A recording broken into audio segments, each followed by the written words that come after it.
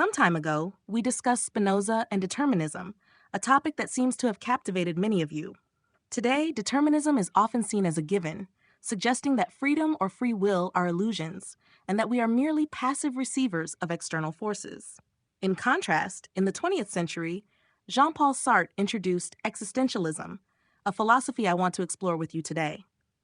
Sartre, a French intellectual, influenced the 20th century not only through his political activism, but also through his philosophical contributions. Although more known as an activist and writer, his philosophy deserves attention, notably summarized in his lecture, Existentialism is a Humanism. In this lecture, Sartre presents existentialism in an accessible way while addressing his political views. This philosophy is based on the idea that existence precedes essence, a phrase emblematically summarizing the core of existentialism. In this exploration, Sartre will clarify the meaning of existence precedes essence. Before addressing this idea directly, it is helpful to understand the atheistic context of his thought, particularly his rejection of the idea of a creator God. For Sartre, God's existence is a human conception, thus positioning his existentialism within an atheistic perspective. This approach is crucial because it implies that man is not the work of a deity. The absence of a divine creator means that human existence is dictated by no preset design or will, leaving man solely responsible for the meaning of his life. This lack of divine determination leads to the key notion of Sartrean existentialism. Man, in the absence of any creating entity, must forge the meaning of his existence himself.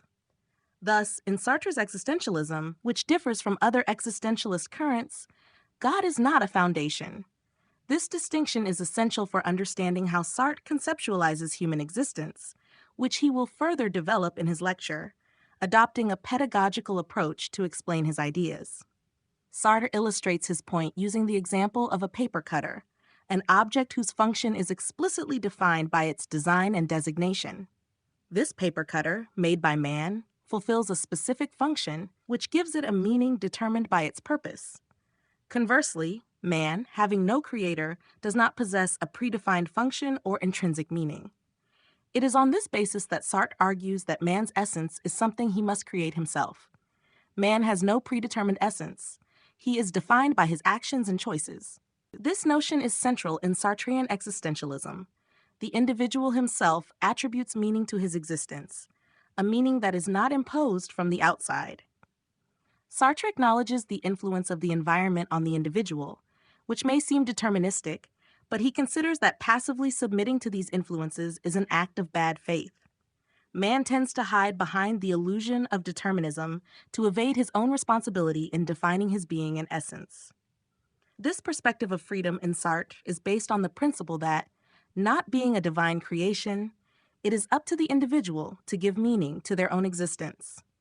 Man, according to Sartre, is essentially free, defining his essence by the ability to make choices at any moment in his life. Sartre asserts that human freedom is fundamental, rejecting the notion that we are merely the result of external factors. He goes so far as to call those who do not acknowledge man's full freedom cowardly. This stance underscores the unique responsibility of man in his actions, unlike animals, which act according to their instincts without the capacity for conscious choice. Human beings, endowed with the ability to refuse and transcend physical and environmental constraints, are held to a higher moral standard than animals. This distinction highlights Sartre's conviction that man is not only free, but also responsible for his choices and actions. For Sartre, man is distinguished by his capacity to refuse and choose, his freedom being intrinsically linked to his consciousness. He thus rejects any form of historical determinism, like that of Hegel or Marx, asserting that man is essentially free. Sartre encapsulates this idea in the statement that man is condemned to be free. Freedom is inseparable from human existence, an inevitable burden. Freedom is at the heart of the human being, constituting his only true essence, allowing each person to define his own path and becoming. Sartre considers it bad faith, even cowardice, to deny this fundamental freedom. Refusing to recognize our freedom is to lie to ourselves and invent excuses to escape the responsibility for our actions. Deep down, we know that we are free and capable of choosing our destiny, but sometimes we like to believe that we are constrained by external forces. According to Sartre, this behavior is just a way to veil the face before a reality too heavy to bear, because admitting our freedom means shouldering the weight of guilt and responsibility for our condition and our choices. Acknowledging and accepting a prolonged state of unhappiness, whether for a year, 5 years, or even 10 years, represents a burden that the human conscience struggles to assume, as it implies an overwhelming responsibility. Often, we prefer to attribute our situation to external factors, like bad luck, unfortunate encounters, or circumstances beyond our control. While certain external events may indeed disadvantage us, Sartre reminds us that this should not overshadow our ability to influence and control our own lives and define our essence.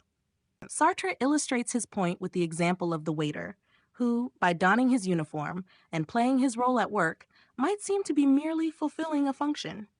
However, Sartre emphasizes that this role, played by, say, Jean-Jacques, is an active choice, not an unavoidable obligation. In embodying the waiter, Jean-Jacques is not solely defined by this role. He has the power to choose, to define, and potentially to redefine who he is and how he engages with his existence. Jean-Jacques, in playing his role as a waiter, forgets his own identity. He overlooks the fact that he is more than an employee fulfilling his duties, losing sight of his humanity and capacity for choice behind his social role. He fails to realize that wearing a uniform does not mean relinquishing his freedom. If Jean-Jacques chose to shed his apron, nothing could stop him, barring physical restraint. This illustrates the essence of existentialism according to Sartre. What's stopping you? This question embodies the heart of existentialist philosophy, highlighting that only the individual can determine the obstacles to their freedom. Freedom means having the power to make decisions, but it also entails living with the consequences, good or bad. Not using one's freedom or misusing it leads to personal responsibility.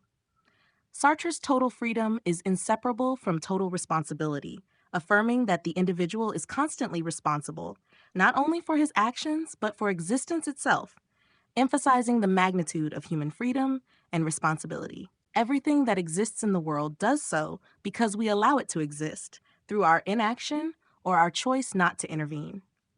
This reality can generate a sense of guilt, especially if we feel that we are not acting in accordance with our values and ideals.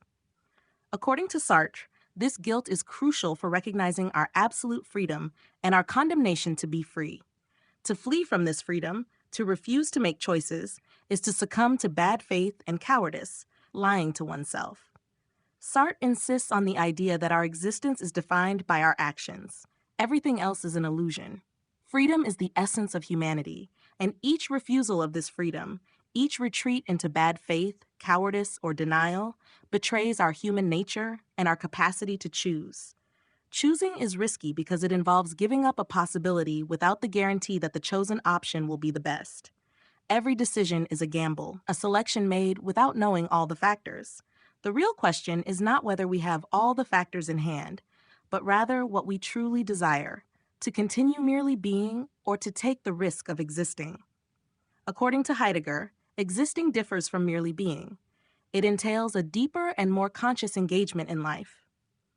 Humans exist because they are aware of their mortality, which establishes a unique relationship to existence, an awareness of our inevitable finitude. Being aware means living with the reality that our existence is temporary, raising profound questions about the meaning of life. This famous quote from Jean-Paul Sartre, "Hell is other people," from his play No Exit, suggests that our suffering often comes from internalizing the judgment of others. We place importance on the opinions of others, which can trap us in perpetual judgment. Yet Sartre reminds us that we are the true judges of our existence, and that the responsibility for our freedom lies entirely with us. Sartre challenges us. Do we want to be defined by pre-established roles, like the paper cutter, or will we choose to embrace our freedom? He warns against the dehumanization of being only actors in defined roles and emphasizes the importance of recognizing our freedom as the essence of our humanity.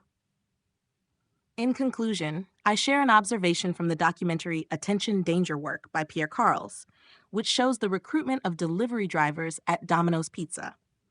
This documentary illustrates how, Even in ordinary circumstances, individual choices and freedom play a crucial role in defining our existence.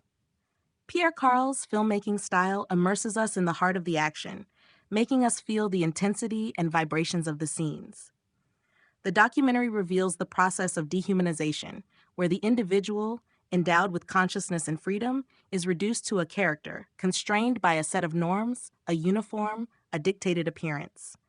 This human being, referred to as Jean-Jacques, is transformed into a mere element of a mechanical system, reminiscent of the philosopher's metaphor in Midnight Express. The prisoners are the faulty parts of a large machine. This metaphor raises the idea that there must be a creator or operator of this machine. But in reality, no creator has shaped this social machine, and we should not act as mere mechanical components. Our freedom is our strength, a weapon that can turn against us if misused. Responsibility is the price of this freedom, a wound that cannot be attributed to others. Faced with the apparent impossibility, utopia, ambition, or lofty aspiration, the essential question to ask is, what's stopping you? This question encapsulates the call to embrace our freedom and recognize our personal responsibility in the course of our existence.